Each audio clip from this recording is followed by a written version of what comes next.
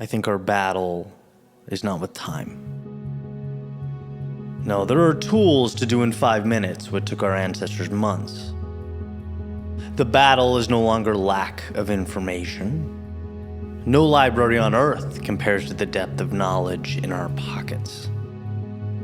We can learn, explore, travel, wander, acquire, build, connect faster than ever, so whatever is the matter? A new adversary. Stillness, calm, quiet, focus is the matter. See, less is still more. But that means we are now tasked with trifling through an endless more in pursuit of a more meaningful less. It's the old idea that when a customer at a drugstore walks up to, let's say shampoo on the shelf, and there are so many options that they actually become less likely to pick one because they get decision fatigue, right? We walk away. Data shows that less is more, right? I'd prefer the best 10 books in the world that I reread again and again and again over fragments of millions of books that I never quite put together, that I never really care about or act on. And I think we're at an inflection point right now where it's almost cliche to talk about how overstimulated we are. It's like, okay, we get it. Beeps, rings, notifications, emails, text, all vying for our attention. It's not ideal. I hear that over and over again, and I'm like, I've heard that talk before. Or at least I think to myself as I'm walking a track, listening to a podcast, checking my Apple Watch for text and heart rate, while also looking at the transcript of an Instagram reel someone sent me.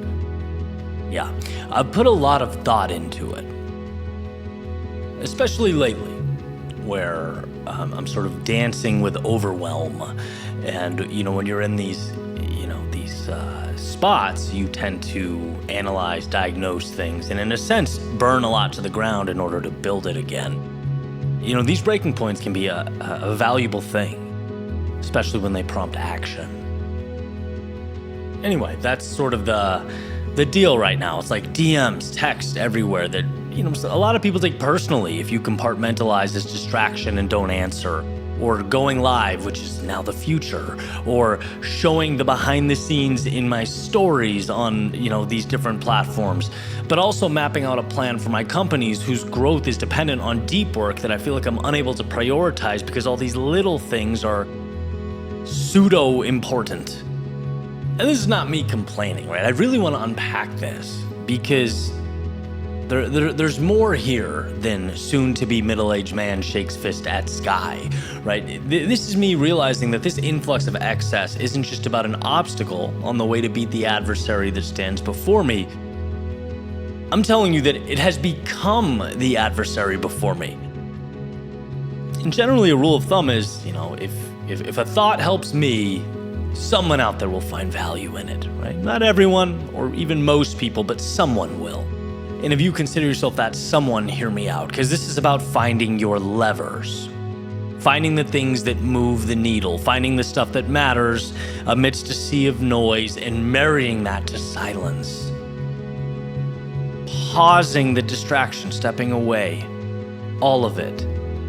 If you're a writer, find solitude in which to write. If you're in the political arena, create space to read and philosophize and understand. If you're fighting for the manager or director position at your company, find out what differentiates you. Marry that to silence so that you can attack it every day.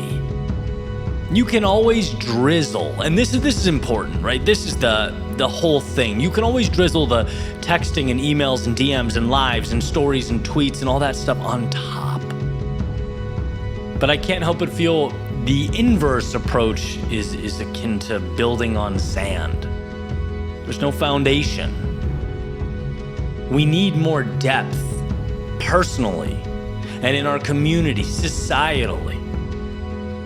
The thing about depth is that it's intentional. Depth and, 140 characters, they're antithetical. Depth and 30-second videos, well, they don't really coexist. And I know this is a bit outside the norm compared to my usual catalog, and who knows, maybe even slightly odd, but I have this strange compulsion to share this because every once in a while I see the parts of me, the parts I'm most proud of, flicker, just for a moment, flashing in front of my eyes, like those short Miami power outages during summer storms, as if to remind me, hey, this is who you are, this is what made you, and if you don't protect it, it will get buried along with so many other beautiful things that have eroded with time. See, I think you can have your cake and eat it too. You can practice those things that separate you. Find silence to sharpen the sword in an otherwise chaotic world. And still check your bud's Instagram stories, right? Still watch that true crime episode or, tweet out thoughts on Twitter or X. But at least in my world, things feel so much more stable and in control. I have so much more momentum and power in my day when those little things are looked at as dessert, right? They're not the main things. And when they become the main things, we lose the essence of what makes us special. We lose our leverage. I think the winners during this transitory time in history will be the ones who can, both carve out calm and stillness to think deeply and simultaneously use those fast-paced micro elements or tools for scale. We must ask the question, when the power's out and the phone isn't on, what value do I add? And how can I grow that value exponentially so that when the phone is on and I do have all those little tools, they can supplement what really matters? What do I need to do when the lights aren't glowing and no one's around? Because underneath the noise and chaos exists such a world, gently pulsing like the beating of a heart.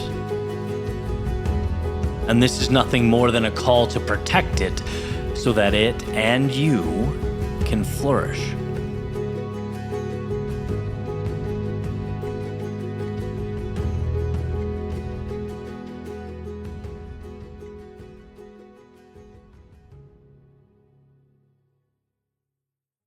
What's up, guys? Eddie here. And before we jump into the next chapter, just a quick note. So, as many of you know, every single video that I've ever put on this channel has been created with the intent of building momentum in your life. If you want something physical to anchor that momentum, we've created the brand AGNS, or Always Grateful, Never Satisfied, for that exact reason. It's athletic apparel that embodies the very ideas and concepts I talk about every day. Because you're watching on YouTube or Spotify, we've created a code for this exclusive community, YWW20. You can use that on the website, agns.lifestyle, or right under this video on YouTube. All the stuff is there in the shop. Again, code YWW20 gets you 20% off the entire store. It's a great way to support the channel and also elevate your journey. Let it be a reminder to keep showing up. Appreciate your time. Always grateful, never satisfied. On to the next. So imagine you're sitting down, having something to eat, thinking, relaxing, reading, whatever you're doing. And someone walks up to the table across from you, pulls out the chair, sits down, kind of leans back, puts one leg over the other, casually tells you, you probably don't have what it takes to do anything significant in your life. What would you say? It'd be outrageous, right? That's a ridiculous scenario. Well, let's say that the next day you get up, you go to walk, run, work out, and he shows up again. Starts running next to you, casually reminding you that the odds of you changing, doing anything for the better, are slim to none. That this is kind of a waste of time for you. You brush it off, you go to work, and guess who, right? He passes by your desk, leaves a little note saying, that your bosses, your higher-ups, they're cut from a different cloth. They just see things in a way you can't. you'd probably tell that person to take a long walk off a short pier, right? Or at the very least, you'd understand how absolutely insane the situation is. People can't just walk up and talk to you like that. But now imagine that same person is you, living rent-free in your head, and here's the catch: you invited him in. You allowed the negativity and the doubt to live there. See, every time I think about that self-talk, I can't help but wonder, in a world of obstacles to navigate and challenges to tackle, why is it acceptable for your biggest obstacle to be you? Why should you allow or be okay with that? And I'm not saying everything's perfect all the time, every thought's pure bliss, but I am posing this question. If you don't believe in yourself, how do you expect anyone else to? If you're not your biggest ally, if you don't respect the person staring back at you in the mirror, how do you expect the world to? Why is our inclination to tense up and refute the negativity from others, but sit back and accept the same nonsense in our own heads? If those words don't support what you're trying to build, I don't care who they're from, where they come from, why they're there, they don't deserve your time. And it's a simple awareness that they are not truth, but merely your fears and your insecurities trying to stop you from becoming who you might be. My biggest leaps in life, they didn't come from physical milestones or benchmarks. They came from mental shifts, convincing myself, believing myself, trusting in myself. When the road is untraveled, when the story is untold, the positive and the negative are both make-believe. They are both fairy tales. They're options, they're theories, and guess what? You get to choose which option, which one will be yours. My favorite quote is, "You are always stronger than you think you are." Not so much because it reiterates how high the bar is, but because it reminds me how low we often set it for ourselves when we're not paying attention, how loud that negative voice can be. You know, when I was unemployed, I was writing, I was running out of money, my life changed because I stopped seeing myself as some lost, jobless mess, and I started seeing myself as one of the greats with a hell of a road to travel. See, people always follow through on who they believe themselves to be. I refused to hear that you might fail and the not good enough, and I buckled up for the road ahead. And when you believe you can change and know that the road to your goals will be rocky, it will be uncomfortable, but worth it, you are taking that hostile voice and making him or her a spectator, not a decider of fate. And yeah, you will lose, you can't win all the time, and you will feel stuck, but life's not always smooth sailing, and sure, you'll be mad at yourself, but not every decision is a home run. But these situations are the byproduct of a journey, and here is my point. Self-belief is being able to differentiate your situation and pointless negative talk about the situation. It's about remembering that you are the gatekeeper of your own mind. When you believe in you, it places your faith, your strength, and your determination in the driver's seat. It makes everything else trivial, meaningless. It makes it an option that you are simply not going to choose.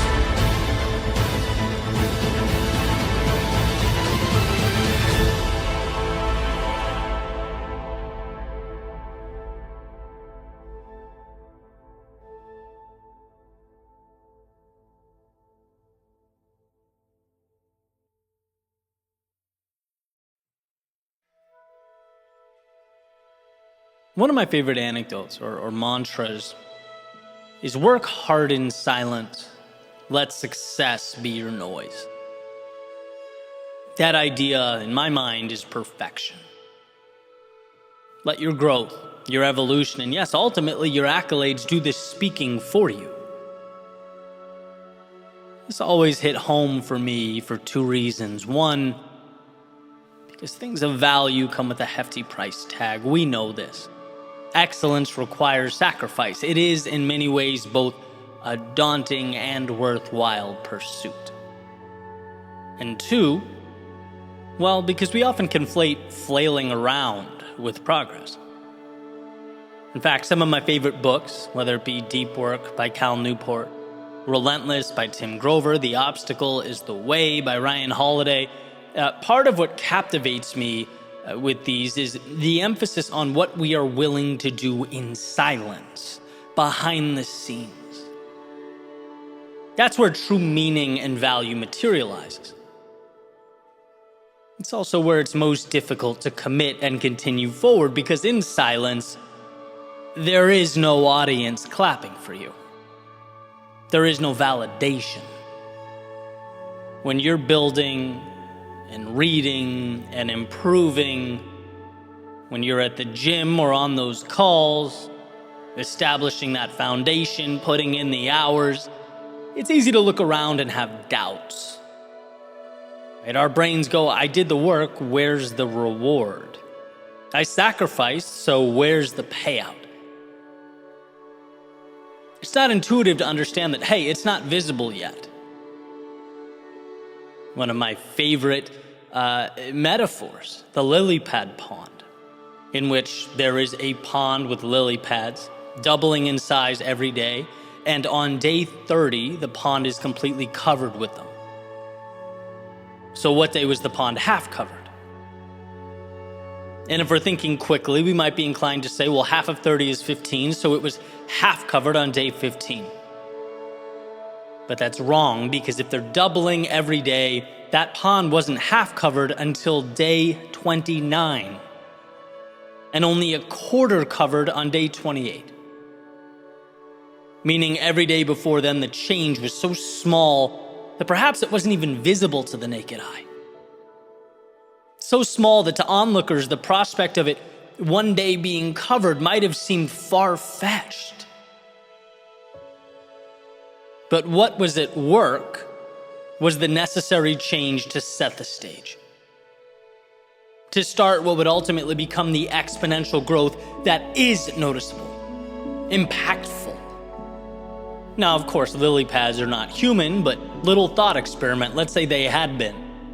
I'd like to believe that talking about their growth, their plans, right, them screaming about how great they are and what they will someday be would not have helped them grow faster.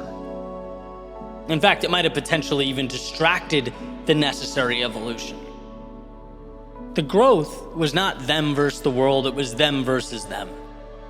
And that's the idea, right? It's okay to work on you, to make a deal, sign a contract with yourself that you are doing something now that only you understand, that won't be visible until a later date. Let success be your noise, because there's often zero correlation between the loudest person and the one making the greatest impact. Let success be your noise, because you can't fake competency. Let success be your noise, because leaders don't need to proclaim they lead, and winners don't need to prove they've won, and virtuous people don't advertise their virtue. It's in the doing. That's where we pay the price, the steep price. I've always said the last 10 years for me, the hardest part wasn't failing. It was not when things didn't go as planned. The hardest part was simply not knowing. It was the whisper that, hey, all this could be for naught. That I'm wasting my time, that the whole idea is a car without wheels, and that's what hurt. But if I could go back in time, talk to my younger self, I would say, all this, all of it, the ups, downs, highs, lows, it's making you who you need to be. And if something doesn't work or go as you planned it originally, relax. You learn, you adjust, and you move forward. That's how the doubling of lily pads, right, using the same metaphor, occurs. You're learning, you're growing, and that's a you thing. I talked a few weeks ago now about the difference between a fee and a fine, as discussed in The Psychology of Money by Morgan Housel. The weight of not knowing, it isn't a fine, it's not a penalty, it's the fee. It's the cost to get into the show, the ticket to something greater. But you have to walk through that door. Again, it's a decision, it's personal, it's a commitment. It's nothing that screaming and seeking attention brings. You have to trust yourself, believe in yourself, right? Your effort is doubling in size. It's compounding exponentially, and you don't need to convince others. You need to stay consistent and build yourself up until the world has to notice. Trust the mission you're on. As long as you're, one, moving forward, and two, learning and adjusting, you are destined for something greater. By committing, you have stacked the deck. By believing in yourself, you have rigged the game. It's about hearing and believing that voice that says, there's more in store for those who take it. And you are capable of that. That's the decision that will ultimately ring so loud, it will echo through time.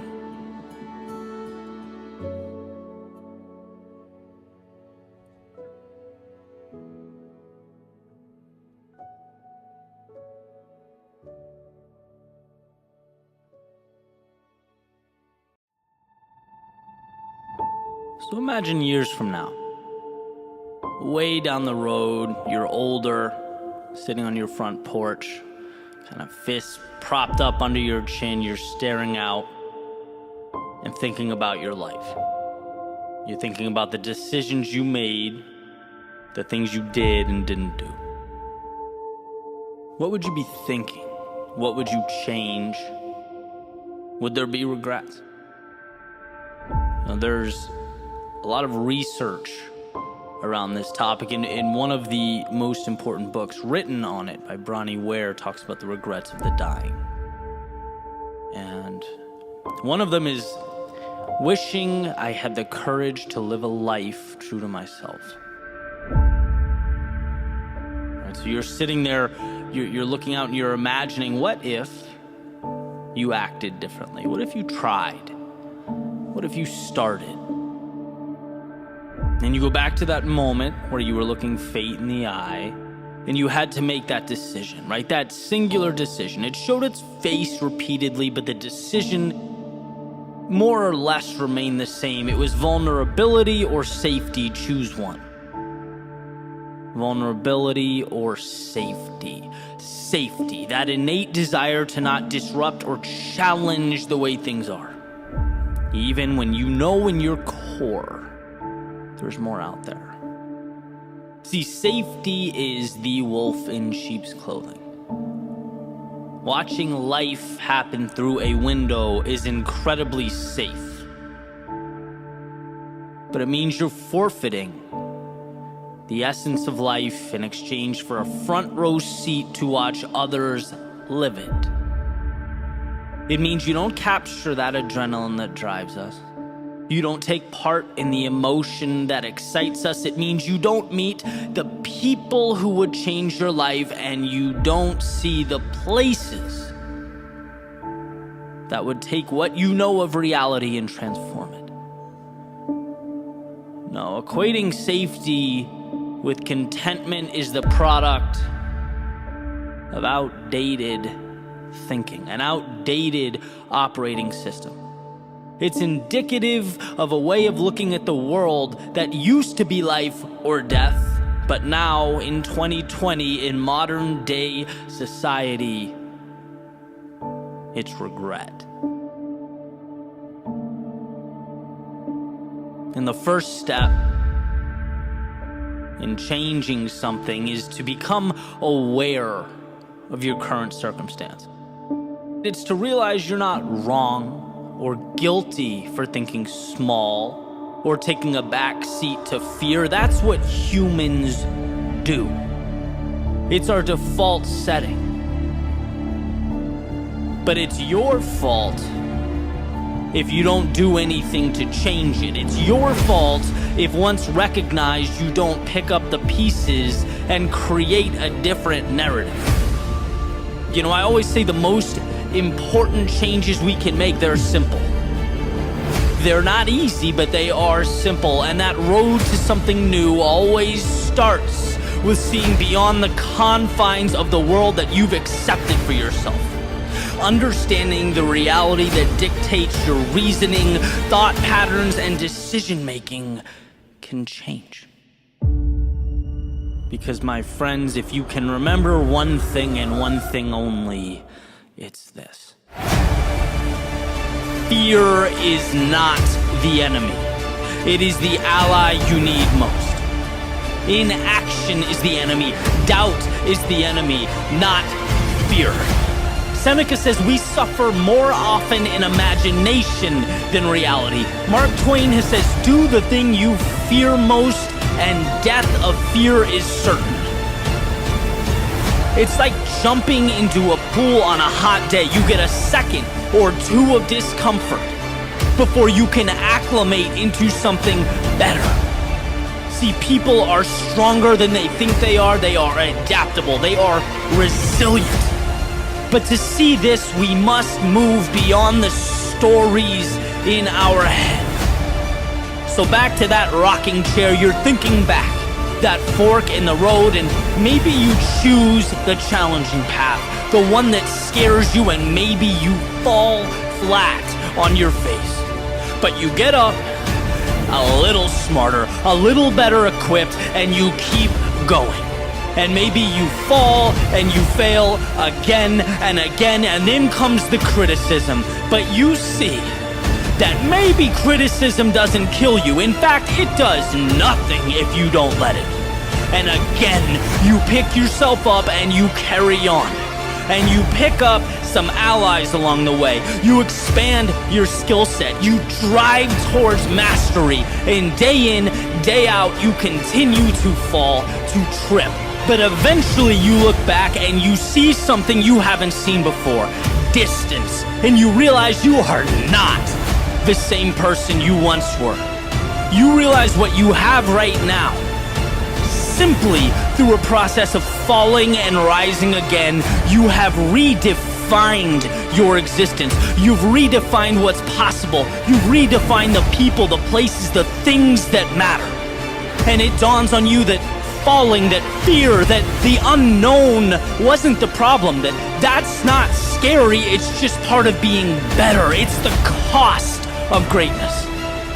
You've been looking at things wrong, hiding from exactly the thing you should have been running towards, allowing into your life the very things that held you down, making you think comfort was the goal when it was shackling your feet to the ground, and advising that spectating was a good thing. No, not you. And when you sit down on that rocking chair and you look out, thinking of the life you made, let it be one of adventure. The failures that made you stronger, the wandering that unveiled life's beauty, and the ends that became beginnings, because that is the essence of a life truly lived.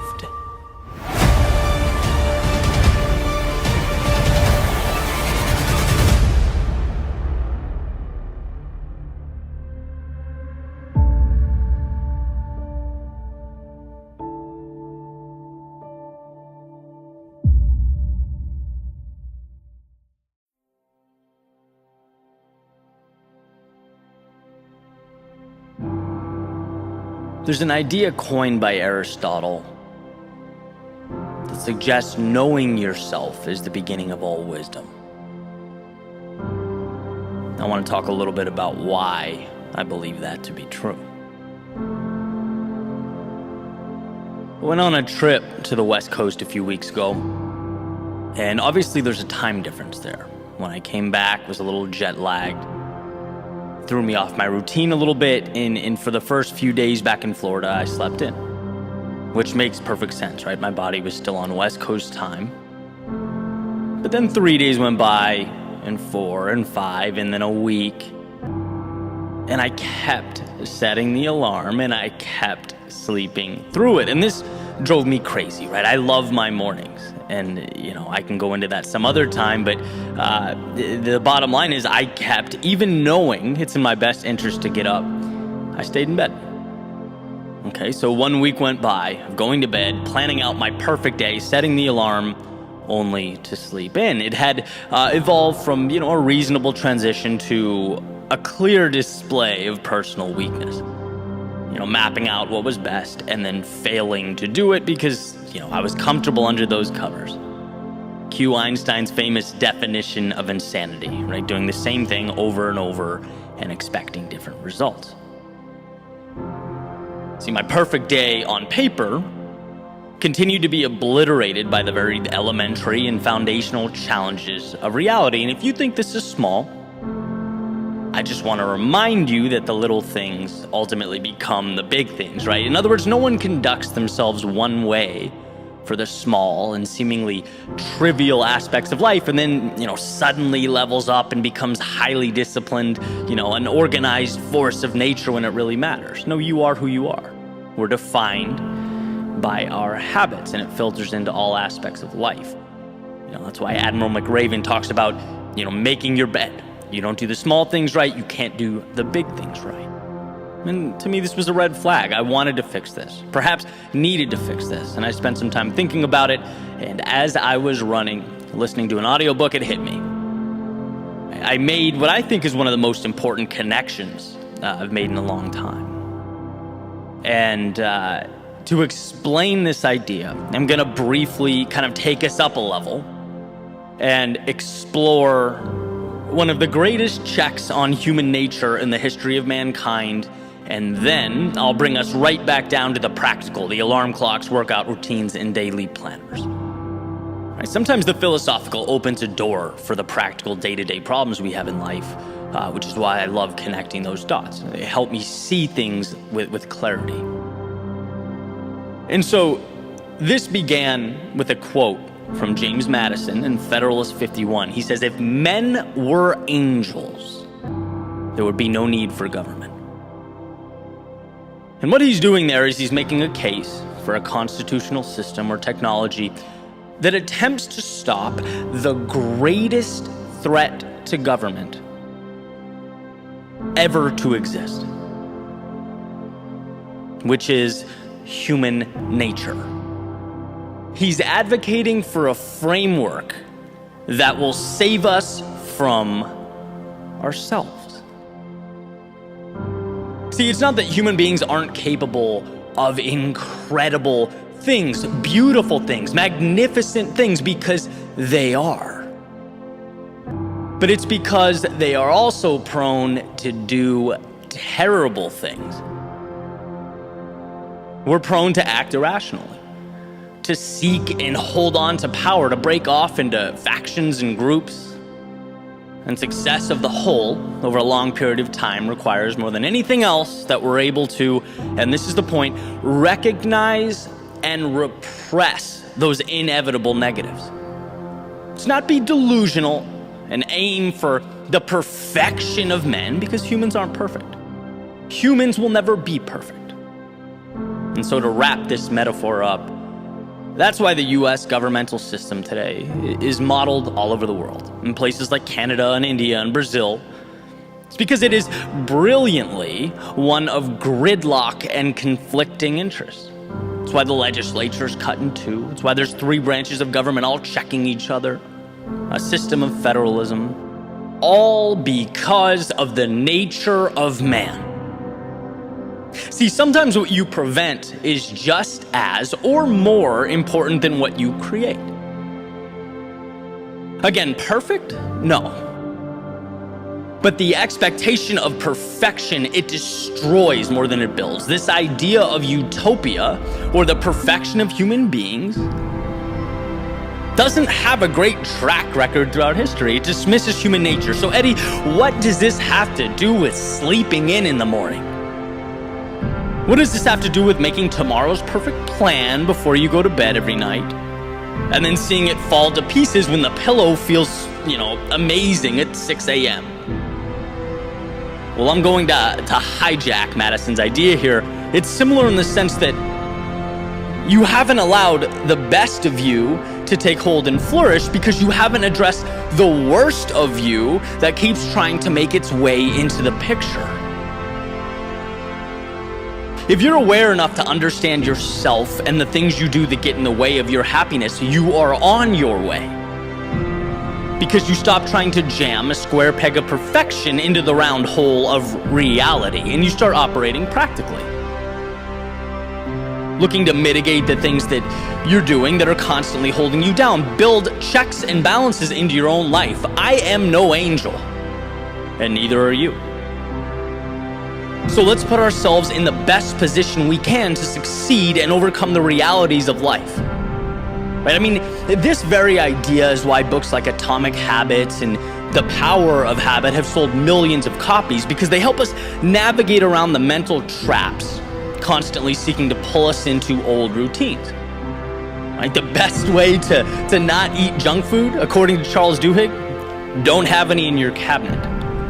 The best way to watch less TV, according to James Clear, hide the remote in a different room when you're working. Best way to stick to that workout routine, put your running shoes by the door, right? Make it easier on yourself to say yes, to defeat the demons that hold us back. Again, if we were angels in our own lives, we'd see that remote, we'd smile, we'd ignore it. We'd look at the Instagram app and we'd say, nope, not now, Instagram, I have a business to build. But we are not angels. And winning requires building systems into our own lives that allow us to win. So how did I defeat that monster that kept me in bed in the morning? By making it so hard to say no that it was comical. By checking my temptation so that failing was actually more difficult than succeeding. I made my bedroom immaculate, went to bed early, laid out my clothes, put my alarm clock on the other side of the room with a glass of water next to it, and an old album I made in 2014 to remind me how far I've come and the purpose of the journey I'm on. If I was going to fail the next day, it would be because I said no over and over again to everything that's important to me. If I failed that morning, it would mean my priorities need adjusting, not my sleep schedule. And so the next day, I did get up. And as W. Clement Stone said, it was a little hinge that swung a big door. So I believe life is about momentum. Feeling good about yourself, giving yourself the best shot possible to evolve, to grow, to chase down the meaning in life. And absolutely, we want to be better. We want our eyes fixated on the stars and our compass pointing towards the horizon. But we have to first unshackle ourselves from the delusion that we play by a different set of rules than the ones that govern the universe. Winning means understanding yourself and life so that you can be someone who rigs the game in your favor. That's why I love Aristotle's quote.